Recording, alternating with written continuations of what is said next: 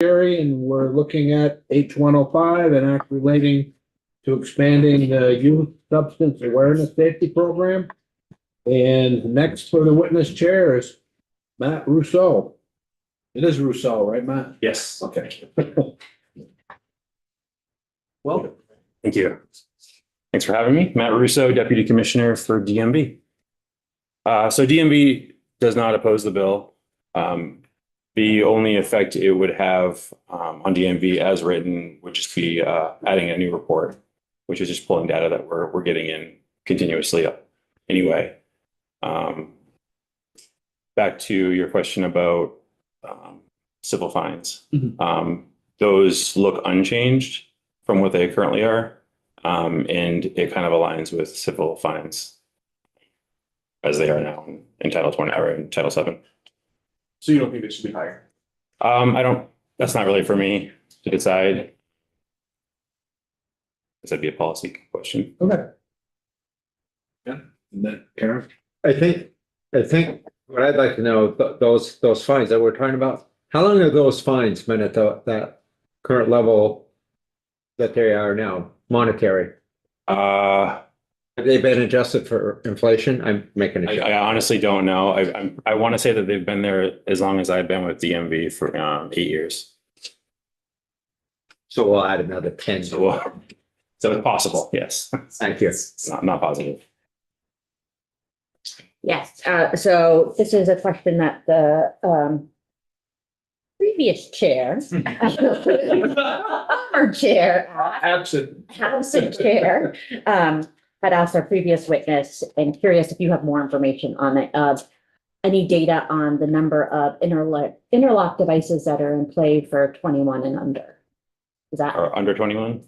Yes, thank you. So I know we have roughly 900 participants.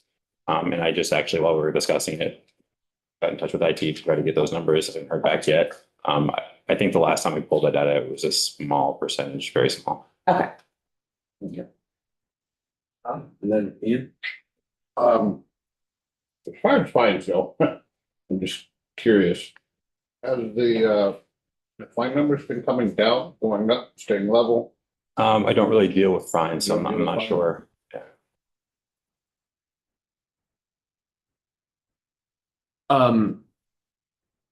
For the suspensions, I want to just make sure that DMV feels comfortable with, so right now, I think as proposed, if we had the first offense, they'd have an automatic 90-day suspension that could theoretically roll into a 180-day suspension if they failed or didn't participate in the programming required. So based on how I read it, they would need to, their 90-day suspension would lapse, it would end, and then DMV would need to then resuspend them for the remainder of the 180 days based on non-compliance with the programming. Does that suspension dance work for DMV? Or is that very convoluted and going to make a bunch of issues? I was just discussing that with Willa. So the automatic lifting of the suspension is going to be easy. We do that with junior operators currently. As far as resuspending, it would depend on how it comes in. If it's going to be manual, if it's going to be electronic, like we do now. As far as them notifying us, I think it's kind of a procedural issue. Okay. So I wouldn't know how that would play out just yet. And do we have currently, I think maybe it's a question for Ben, who notifies DMV of the non-compliance with the programming to create the subsequent suspension? In this and under current law, it's actually not outlined. Oh, good. Okay, so it's just like, So a similar situation would be impaired driver rehab. yeah, Notifying us of completion. There's nothing that says they did not complete. So we get a fax in that says this is completed, certificate, name, information, and we would apply that to their record. And that's all done manually right now. okay. Currently, the way like this process plays out is that if they fail, because right now a summons and complaint is filled out but held back by the law Yep. enforcement officer. And so if they fail YSAS and then it goes to judicial bureau, presumably they can release a summons and complaint, and that's a form of notification as well. But how that ultimately gets to the DMV, I think is being dealt with in, was it H-44? Yeah. Sending those, Yeah. those suspensions, but that's really sort of family court, but it's still, basically anything that's done in the judiciary that affects license suspensions, there should be a notice to DMV, and H-44 attempts to fill those gaps. So I'd have to take another look to kind of see how all this interplays, but generally that's the idea. Yeah, I just want to make sure that we're not getting in a place where there's a gap where basically no one's notifying you of the, because we really of the failure for the programming, because that's really the stick to ensure. And I would hate to be in a situation which H-44 is trying to rectify, where you're advising a client, your license might be suspended if you don't complete the VDAP program, but it might not, because DMV doesn't always get notified. Appreciate that, yeah. Yeah. Okay. And then my only other question on the suspensions as well is it, as my colleagues want to push these timelines further out for how long people's licenses are suspended, I could see that there would be instances where someone would be in their mandatory automatic suspension and fail out of the programming. That would then cause them to have the longer suspension.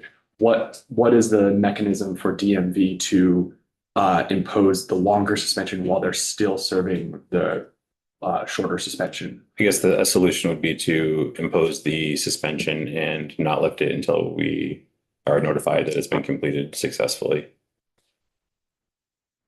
And then make the max 145 or.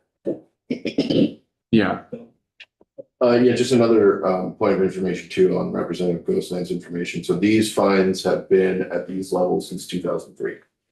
300 and 600. It's not for long ago. I was 12. You were 12 in 2000. Yeah, I shouldn't have been interrupting with Ben, but No. I wasn't sure if you. No, Ask if you were done. I think I'm done. I think, yeah, so I guess I'd be a little curious to hear a little bit more about if there's anything more we need to put in here to ensure there isn't that gap, but I appreciate the answering my questions. Zach? Thank you, Chair. I think one of the questions I have is actually piggybacking on what Representative Goodnow's asking, and it's the idea of like serving these violations, I hate to say sentencing because it's not a sentencing, but you know what I mean, like the term of violation and the days of suspension. If you have two suspensions operating in tandem, I'm just curious about your views of like whether these should be served concurrently, or if, if one violate, if there's the first violation, a second violation, like my view is that the day should be compounded onto that. Like it shouldn't be certain, like, you know what, I have the 90-day suspension, I have another one for 145, I'm just curious about your views on concurrent. I can't speak to a future state, but right now, all of our suspensions are done concurrently. Yeah, that's crazy. I'm sure he could shed a lot of light on that, and a lot of suspensions. Or done that way. Well, yeah, you serve a violate, it's because they're not clearing up one suspension, the other one runs in tandem with it. They just tend to compound, so. Yeah. That's correct, yeah, and it would really be dependent on, and again, we talk about what happens here at the table, but then also what actually happens in the system. Once they're in it, there can be a significant number of issues that come in and how they combine them together. Will they'll wipe out some to just admit to this one? There's always like the sidebar conversations as admitting to one and dismissing the rest. Bargains. Yeah, so there's a lot that goes into play. There's not just one final answer. My to-do list is getting longer. Thank you.